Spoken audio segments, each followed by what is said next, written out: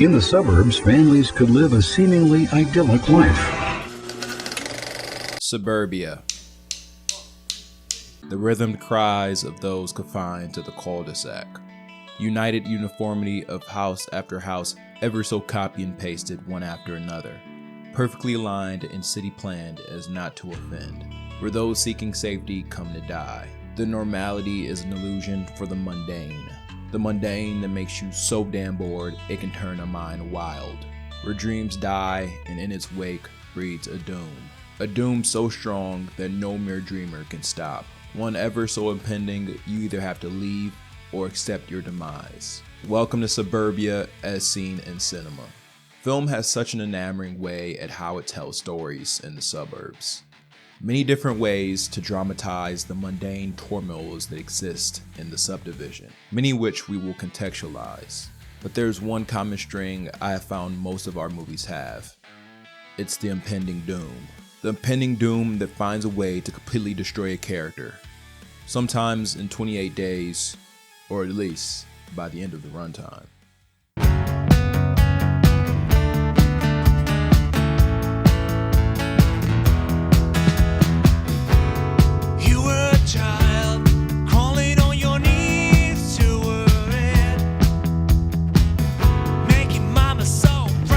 Uniformity. And good neighbors that all fit right in. You know you're in a subdivision when you see it.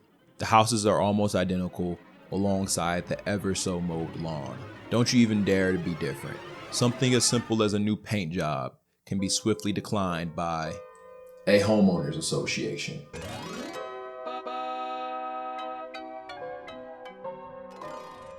A battle between a man and his homeowners association could lead to foreclosure, and it centers around this old truck. West 2's Dan Billow reports he was fined $100 a day because his trees were about 3 feet too short. The HOA, their response was to require residents to keep their garage doors open between the hours of 8 a.m. and 4 p.m. HOA president who towed a widow's car while she was in the process of setting up her husband's funeral. I can't talk to you any further than I've already talked to you, except to tell you the frickin' rule. They let you know what you can or can't do to your house, and sometimes tell you what you have to do with your house. And if you don't want to listen, you could pay thousands of dollars in fines or move your unique ass back to the city. In the subdivision, there's an unspoken rule that we are all the same and must be united as such. My favorite subdivision on film has to be the beautiful one we see in Edward Scissorhands. Every house beautifully fitting the same color palette. In one of the first scenes, we see their identical cars all drive to work at the same time. This is great storytelling because it sets up this town as united in uniformity. So when a gothic, very different looking Edward Scissorhands hits town, we immediately notice. You can't miss him. He becomes a other. Some love his uniqueness, some hate it. But by the end of the film, like Metamorphosis, they all cling back to their beloved uniformity and banish him out of town. This uniformity isn't just tied to the house or cars or what people wear. It's tied to the actual people that live there themselves. Just look at all the old ads they used to bring people to the burbs. It was expected that you looked like the picturesque American family. If you didn't look like the people in these ads, then you're probably not welcome. A husband, a wife, a son, a daughter, and of course, man's best friend, a dog, probably a golden retriever. We will get into the history of that image later, but this still carries over today. It's changed a small bit, people are more accepting, but when an other moves in town, all hell breaks loose. Just look at the 1989 Tom Hanks film, The Burbs. They are the picturesque family we mentioned. Husband, wife, kid, dog. And the burbs uniformity gives them comfort. But as soon as they get new neighbors that don't fit the ideal picturesque family, they grow suspicious. The first thing we hear from them on screen is, Now there's new next door neighbors. What is their name again? The Klopex? Mm-hmm. Is that a Slavic name? I don't know. They've been here a month. You think they're gonna do something about their yard? what is that, Slavic? Immediately, that causes them to put the new family under a microscope. And my friends, this is the best and worst thing about the suburbs. Everyone is so damn nosy. Like, they'll make knowing your business their business, which is the opposite of the hood's no snitching rule. The nosy suburban motto makes for a safer neighborhood, but brings all the annoying bits: homeowners associations, overstepping neighborhood watches, and worse, Karenism. No, don't sell. It's illegal. Okay. Your 10-year-old emo daughter wants to sell dyed black lemonade. Too bad. Does she have a permit for that? So Tom Hanks' character and his friends start investigating them, overstepping to the max, breaking in the house. The Slowicks have a unique house in Gothic style, which makes the suburbanites more suspicious. Also, they don't fit the classic American family ad. There's 2 brothers, a son, and no wife. No golden retriever. Instead, they have a giant mastiff. This drives Tom Hanks crazy after trying every single thing he can to find them guilty. Get off their case already! They didn't do anything to us! All right, so they're different, so they keep to themselves! Can you blame them? They live next door to people who break into their house and burn it down while they're gone for the day! The suburbanite mind can't handle the other. Until the other is neutralized, their brains are doomed to obsess over the outsider. Remember what you were saying about people in the burbs, Art? People like Skip? People who mowed their lawn for the 800th time and then snap! Well, that's us! It's not them! That's us! We're the ones who are vaulting over the fences and peeking into people's windows. We're the ones who are throwing garbage in the street and lighting fires. We're the ones who are acting suspicious and paranoid. We're the lunatics! Us! It's not them! This makes the outsider other also doomed, either forced to leave or conform if he can. All you have to do is take one step out of line. You paint your house the wrong shade of pink. You buy the wrong kind of car. You make 1 or 2 human sacrifices. Then when you walk down the street, everybody says, oh, there goes the weirdo. This uniformity can lead to the mundane.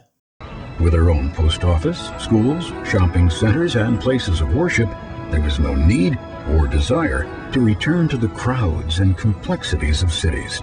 A film that highlights this perfectly is Richard Linklater's senior effort, Suburbia. Nothing ever changes, man. 50 years from now, we're all gonna be dead, and there'll be new people standing here, drinking beer, eating pizza, bitching and moaning about the price of Oreos, and they won't even know we were ever here. Yo, you're getting me all upset here.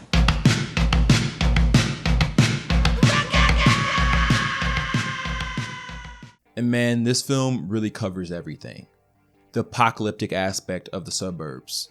The whole video can just be about it, but we're going to key in onto what the mundane does to the brain.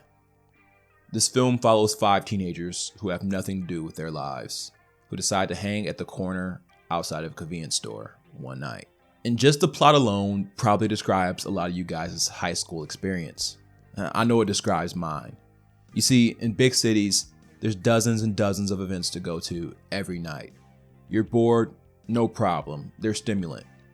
In the burbs, there's nothing. You're left to your own devices. I remember countless times being in high school, being with friends, and we'd go to McDonald's and loiter, hang at the 24/7 Walmart and loiter, eventually doing something stupid enough to get kicked out, then drive around all night until your mom demands you home. I know it sounds crazy, but this actually builds a crap ton of character. When you're in a city watching a concert or something, it's loud, it's stimulating, and has your attention. You're not having meaningful conversations over all that noise. But when you're in a small, silent suburb, loitering on a playground, you're left to have the deepest conversations you will ever have in your life. You and the people are the only entertainment. You gotta be funny, you gotta be thought-provoking, you gotta keep each other interested, cause nothing else will. Though this is character building and conversation skill enhancing, the film Suburbia shows what happens if you never leave your hometown or meet new people and just keep doing the same thing you did when you were 14. It stunts your development, and it can cause nihilism to grow into your mind. It can make you a cynic, like our main character Jeff, who roasts anyone trying in life. People going to the big city, going to college, even his high school friend who's back in town, Pony, who's had some success in his career. That career being a rock star. This drives Jeff crazy because Pony is doing what Jeff is scared to do. I remember getting firsthand experience of this after high school. I noticed anytime I told my old high school friends of my filmmaking pursuits, they had a sour look on their face and would often downplay my accomplishments or me even trying. Pony doesn't come home to rub his success in their faces. He had a concert and he just wants to see his old friends again. Though, as a dreamer, it was cool to see a hater be proved wrong. Unfortunately for me, before I received any minimal type of success, I had already stopped talking to anyone that I went to high school with. A lot of people I knew kind of had Jeff's small town outlook, which really stems from fear. He can't bring himself to go to Pony's concert. It's the total inability to even face seeing someone succeed. He made the same face I recognize people give in my own high school town. Jeff is scared to take a chance. Come with me. No, see, that's not what I'm saying. I could go to New York if I wanted to, but what's the point? So I can learn how to order a cappuccino, so I can get mugged by some crackhead, so I can see homeless people up close and personal? So what do you want to do? Nothing. No one does nothing, Jeff. Or make a stance. You don't belong here. We were here before you. Top of the world, boss! It was a racial incident. It was just something that got out of hand. Did anyone get hurt? It got that close. Okay, but nothing happened. Believe me, if I thought something really bad was gonna happen, I would have done something. Oh, yeah? Yeah. Okay, what would you have done? This angst eats away at our characters as they either make choices to evolve in their young adult life or continue to rot away, letting the ever-pending doom overtake them. I won't spoil it, but the doom quite literally takes one of the characters' lives. This mundane uniformity can make it hard for those who love to dabble in the art of self-expression.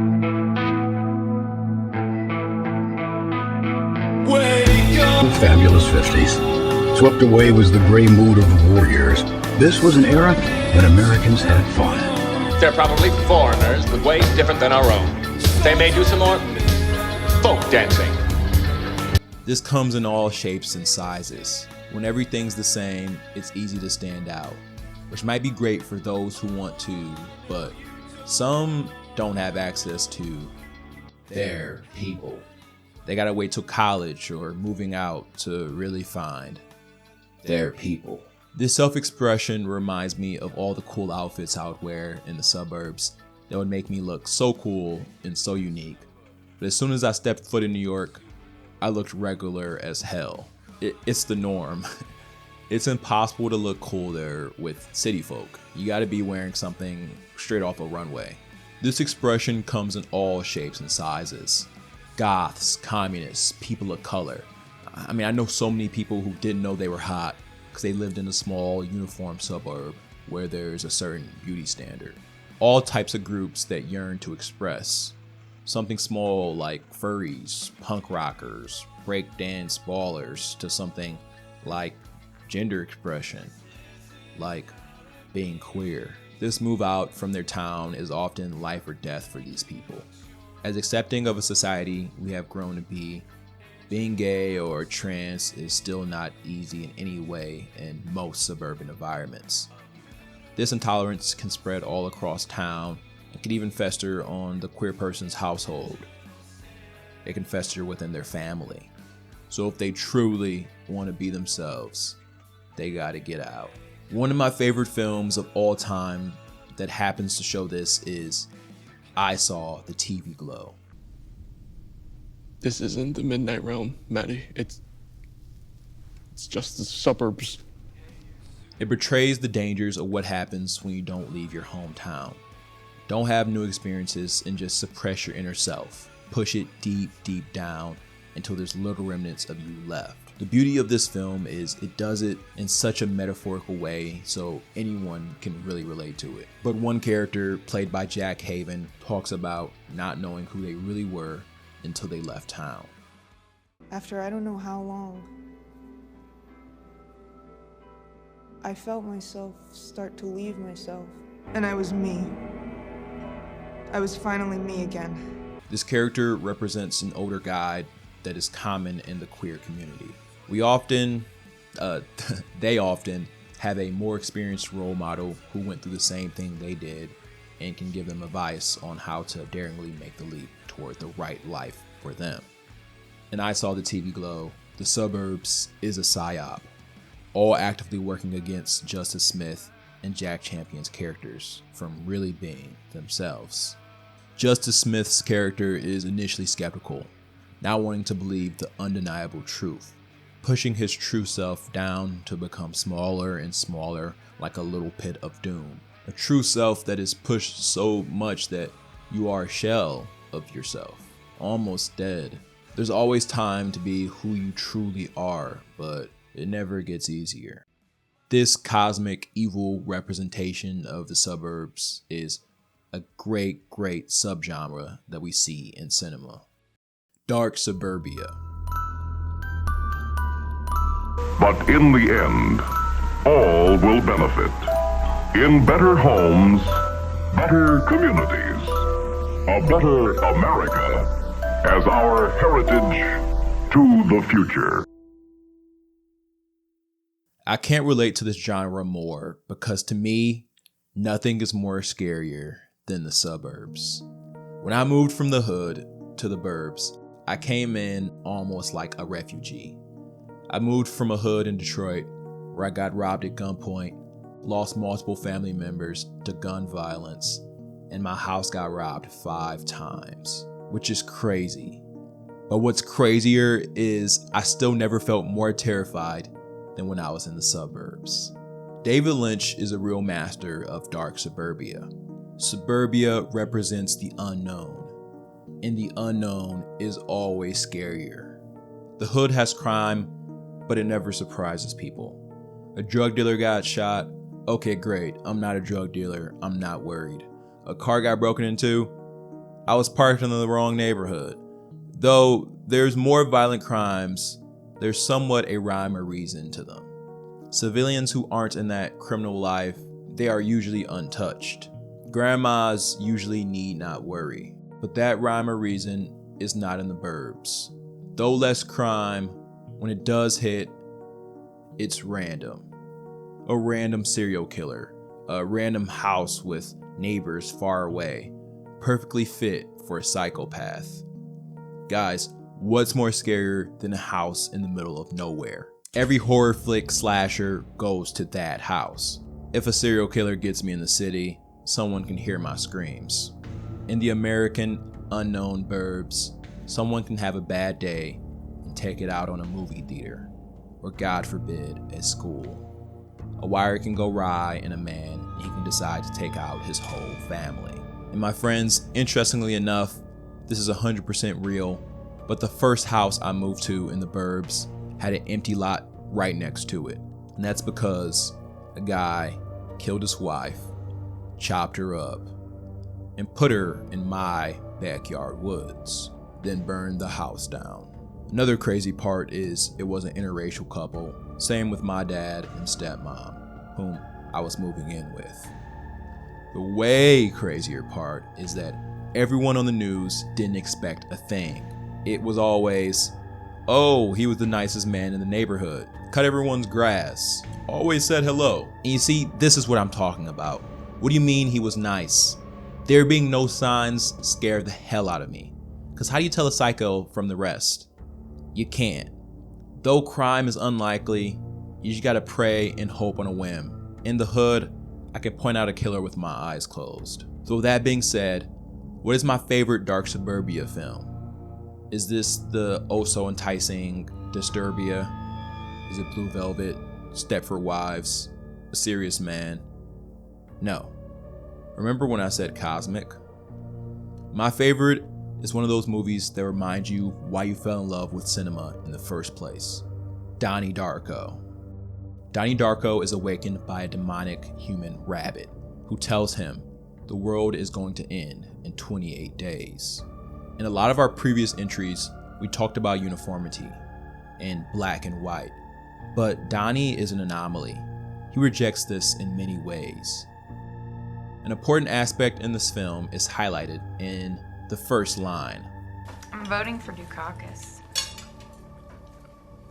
Maybe when you have children of your own who need braces, and you can't afford them because half of your husband's paycheck goes to the federal government, you'll regret that. My husband's paycheck? Do you honestly think Michael Dukakis will provide for this country till you're ready to squeeze one out? Yeah, I do. With this film, it was a very deliberate choice to set it in 1988 on the eve of the election. I knew I had the Halloween carnival and the rabbit costume, but it was very deliberate that it was kind of like this metaphor for the build-up to this election. It had this strange feeling of impending doom, and I think maybe it was like this idea of this anxiety you feel if the election doesn't turn out the way you hope it will. Right. What will you remember about 1988? Americans return to space. 1,300 Soviet troops started out today on the final leg home from Afghanistan. It's impossible, I think, to just even imagine such an extraordinary tragedy. No one with AIDS has been cured. Massachusetts Governor Michael Dukakis will have a solid victory in Wisconsin. President George Bush, as expected, not only has won, but is winning by a very large margin. The New York Times poll out this evening indicates the race for the presidency may be getting at least somewhat tighter. A lot riding on tomorrow night's televised Quayle-Benson joint appearance in Omaha, Nebraska. I have as much experience in the Congress as Jack Kennedy did. I served with Jack Kennedy. I knew Jack Kennedy. Senator, you're no Jack Kennedy. No, I don't, Bernard, and I think you know that I've opposed the death penalty during all of my life. I'm not questioning his patriotism. I'm questioning his judgment. And I will complete it. We're on your side. George Bush is on your side. He wants to help those who already have it made. He's using the liberal label again. On election night, you can see it all. And that's the year. This is an interesting, ununiform thing in the suburbs. For most of the burbs, there's liberals and conservatives. There's a mix and room for debate. Sometimes one side wins out, sometimes the other. There's a push and there's a pull. We got one character who wants the kids to read cool books, and one who thinks they're inappropriate, wanting to ban them and blame the books for recent vandalism. This debate and conversation is a conflict that only the burbs can have, because in the city, it's mostly going to be liberal, and in rural areas, it's going to be conservative. Why this filth is being taught to our children. The PTA doesn't ban books. The PTA is here to acknowledge that pornography is being taught in our curriculum. A lot of our culture now, where we are expected to vote like thumbs up or thumbs down on things, right? It's got to be this or that. There's no in between. You have to vote Democrat or Republican. You're hetero or you're homo. Like there's like categories of this polarity that we're not allowed to have this spectrum of. Donnie rebels against all this duality, and like his dad says, breaks through the BS. Tell the truth. Even if they do look at you funny, they will. And they're scared of people like you. Because those bullshitters know that you're smarter than all of them. The conservative teacher is obsessed with this motivational speaker who puts everything in black and white categories of love and hate. But if you look closer, the same speaker turns out to be an evil, evil person. There are other things that need to be taken into account here, like the whole spectrum of human emotion. You can't just lump everything into these two categories and then just deny everything else. Donnie is trying to fight this evil the whole film, but nevertheless, he is doomed. The future has been written already, and though he's doomed, his doom saves the world. He said he was doomed. Jesus.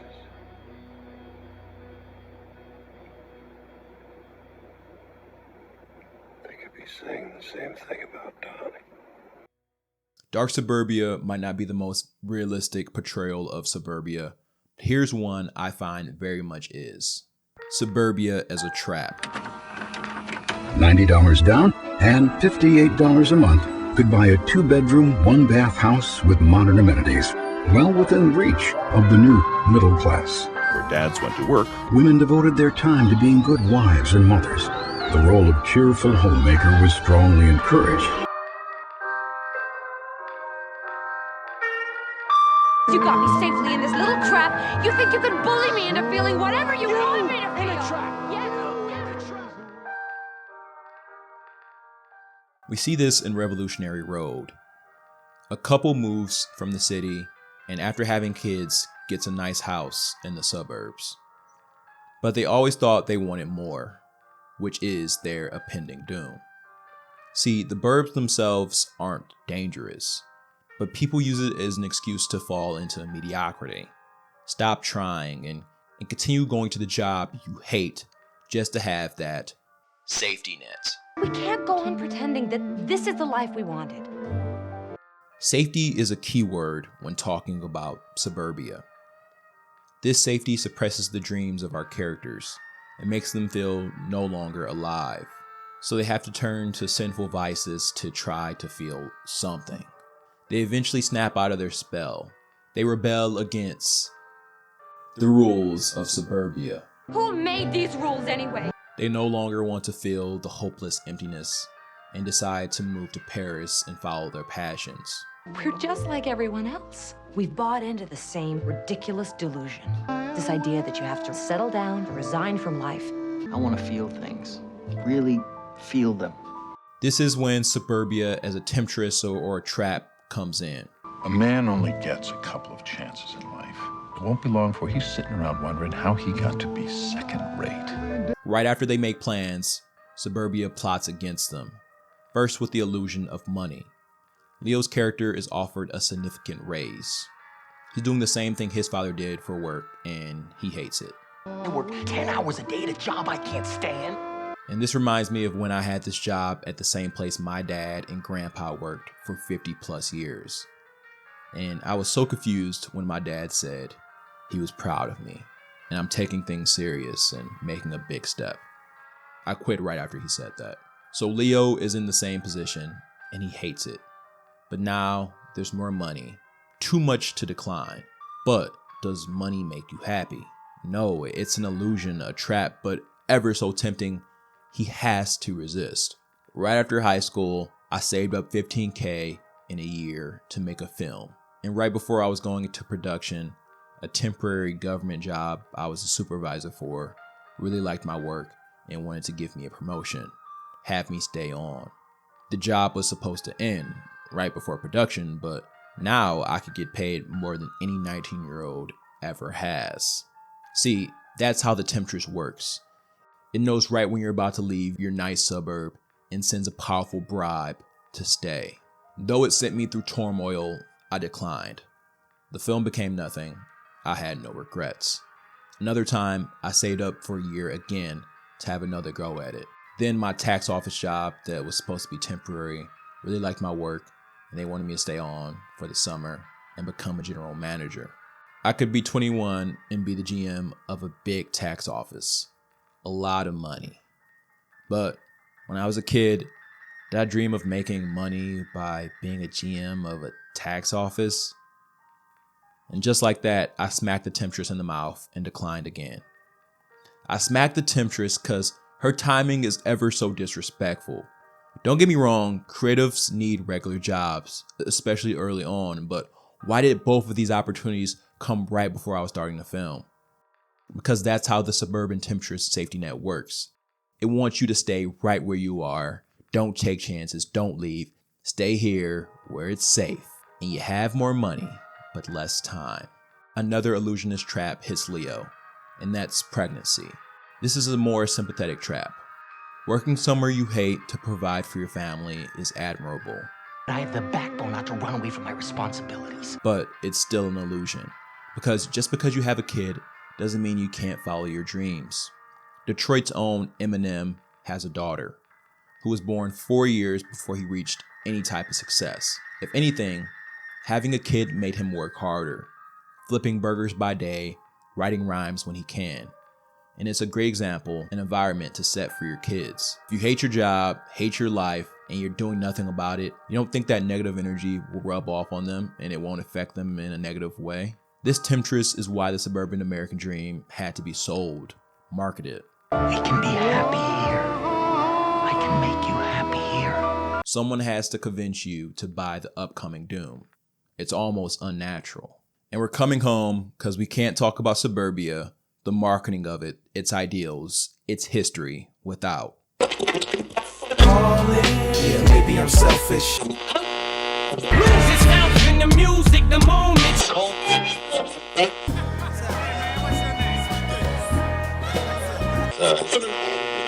America's Automobile Center, Detroit. Detroit. I love Detroit. You know, unlike anything I've ever seen before. Canada is just across the river. One of the most beautiful island parks in the world here in Belle Isle. The Eastern Market is a functional form of history. It's an open-air market. Part of America here in the city of Detroit, Michigan. By the 1950s, Detroit was the richest city in the world, thanks to the booming economy brought by the auto industry and early union organizing, ensuring fair wages to support all families. People lived in the city, and there was a thriving middle class. Folks came from all over the world to sustain the workers needed by the auto industry.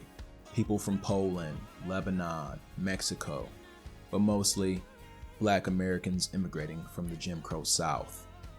People like my grandfather, who was illegally paid $1 a week in a South where economic mobility was impossible. As more people came in, the economy continued to grow. The newfound Black residents became integrated in the white communities. At first, showing a perhaps idealistic vision for America people dreamed of. No segregation, housing, family, and a livable wage. Though this growth and idealism was immediately ruined by racism. According to President Lyndon B. Johnson's Kerner report, the police department used these new Black residents as punching bags to target whenever they felt like it. White residents often felt discomfort living amongst Black Americans for many irrational reasons, so they soon forced them into smaller, deteriorating neighborhoods that couldn't fit the capacity. The schools in these neighborhoods were underfunded and overcrowded as a result. They began what they called Negro removal, or redlining, secluding them from certain neighborhoods. This all came to a head in 1967, where the fed-up Black residents started uprisings. This led to white flight, when most of the white residents moved away from Detroit completely. They said, "You can have the city, we're out." The city's peak population of 1.6 million was never reached again. Now it's almost cut in half, and then some. This devastated the city as it was built for 1.6 million residents, not for such an aggressive loss so fast. Businesses closed as they saw less customers. Houses became abandoned. Decline of the tax base caused less funding for schools, services, and public infrastructure. This in turn led to upticks in crime and social unrest, essentially creating the ghetto. But where did all the white residents move? The suburbs. Now that they're in the suburbs and cities with their own jurisdiction, they can fully live out their segregation ideals by banning Black people from the cities in entirety. Zoning laws and homeowners associations to keep out Black people. This is something that still goes on today. I know many Black people who have stories like my dad, who was going to move into a Detroit suburb on the affluent island of Grosse Ile. He had the money and everything was ready to go. Then randomly, the couple decides they don't want to sell the house anymore, until they change their mind and sell it to someone else months later. As the ghettos continue to urban decay, the suburbs continue to grow and sustain. And most of these suburbs border Detroit very closely. But what you see when comparing the two is night and day. The most disturbing example of this is the redlined city of Grosse Pointe, which is known for being very affluent, one of the richest cities in all of Michigan, the home of Henry Ford's son, Edsel, George Trindle, the guy who created Green Hornet and Lone Ranger. Beautiful mansions, old money and young money up the wazoo. Grosse Pointe directly borders Detroit. And as you drive along the border, you'll see just how quickly things change at the snap of the fingers.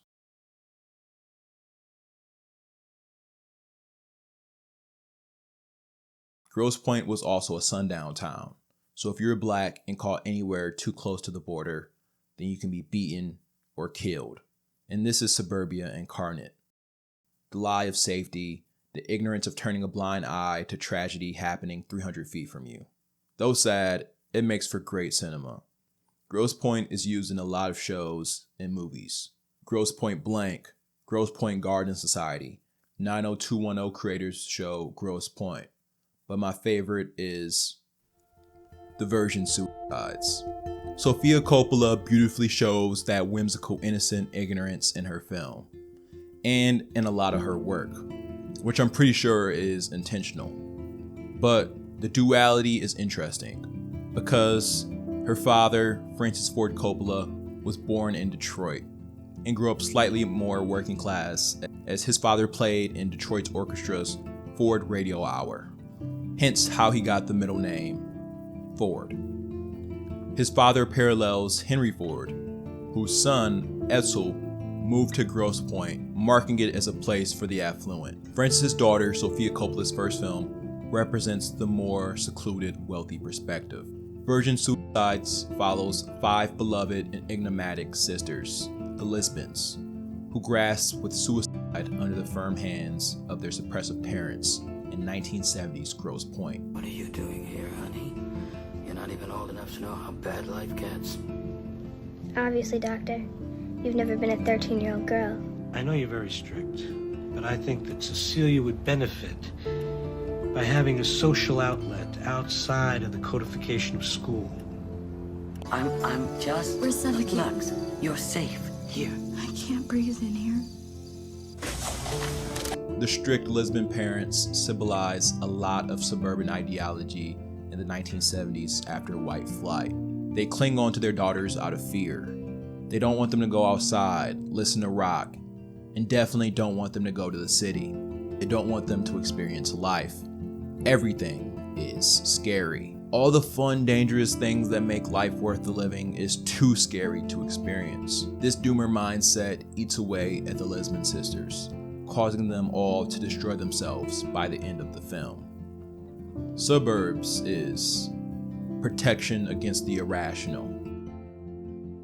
Now on every highway in the land goes the work of the people of Detroit. When they go home, way out to the suburbs and beyond, they can know they have been doing the kind of job that changed the design of life for America, that moved workers' homes away from the centers of cities and scattered them out to the fringes, to lawns and flower beds, and the stamping ground of robins.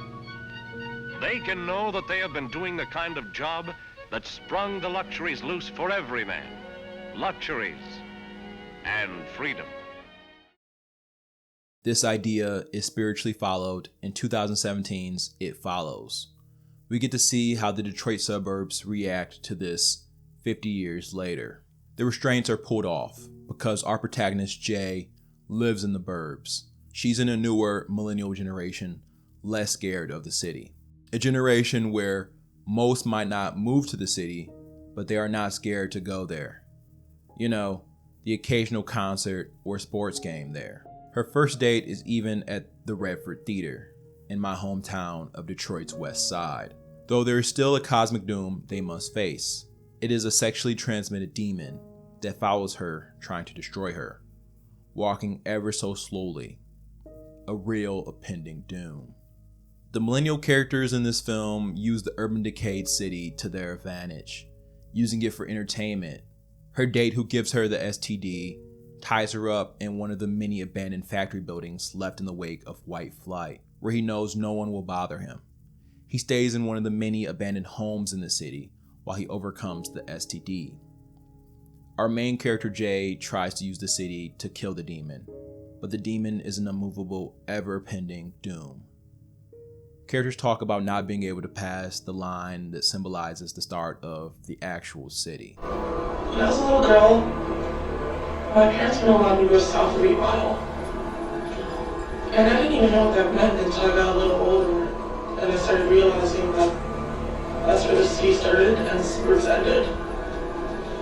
And I used to think about how shitty and weird that was. I mean, I had to ask permission to go to the state fair with my best friend and her parents, only because it was a few blocks past the border.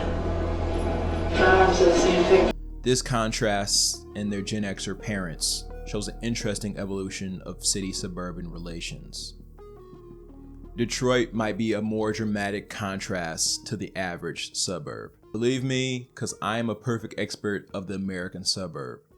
Someone who lived there their whole life can't really be one. You can't really see what's right in front of you if you're too close. Everything is always as it always was. Not me though, because in 2014, I moved to the suburbs as an outsider. And boy, it was so different than what I thought it would be. I remember thinking, wow, the suburbs have really good marketing. Things you see on the outside usually aren't what they seem. The perfect seeming family. Mom and dad are still together. 3 kids, 2 dogs. Well, the mom has 3 DUIs and is addicted to pills. The dad has a gambling debt and injected himself with ivermectin. And one of the kids is an addict who's in and out of rehab. But you wouldn't know that from the outside. Those stories aren't on the news. From the outside, they're just the perfect family. It's the good life in the suburbs. I mean, nobody's perfect, but when I was in the hood, no one pretended to be. Yet, when I moved to the burbs, I noticed everyone pretended to be. Everything was perfect, and they were embarrassed if it wasn't. I knew a kid who, when the bus dropped him off, he walked 10 minutes in the wrong direction because he didn't want people to know he lived in a trailer. I knew the beloved star quarterback was a predator. I know a girl who's a dentist now, responsible over people's well-being, who got suspended calling black people filthy, dirty nigger animals. My cool 10th grade literature teacher got suspended for sending nudes to students. I can go on and on, but when I moved to the burbs, I realized here, nothing is as it seems. It was nothing like the Disney Channel I grew up watching, what I thought it would be like. I realized in the burbs, you gotta look a little closer.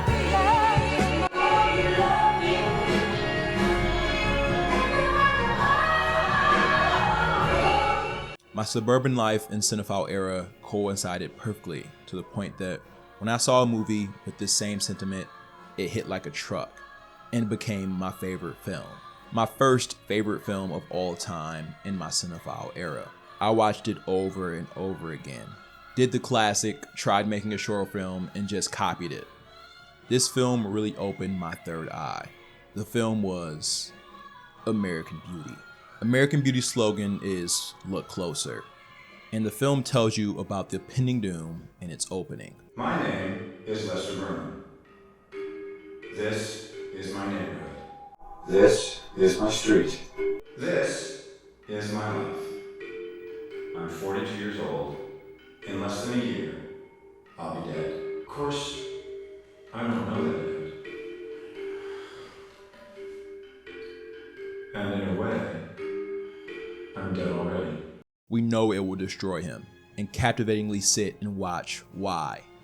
American Beauty follows Lester Burnham as he becomes disillusioned in his stale suburban life and begins to search for fresh excitement. As he undergoes these changes, his daughter and wife react in their own way. His wife loves the facade of suburbanism. She loves maintaining the image. In order to be successful, one must project an image of success at all times. The daughter rejects the phoniness of it all and wants to go away to the city. The Look Closer theme is so great.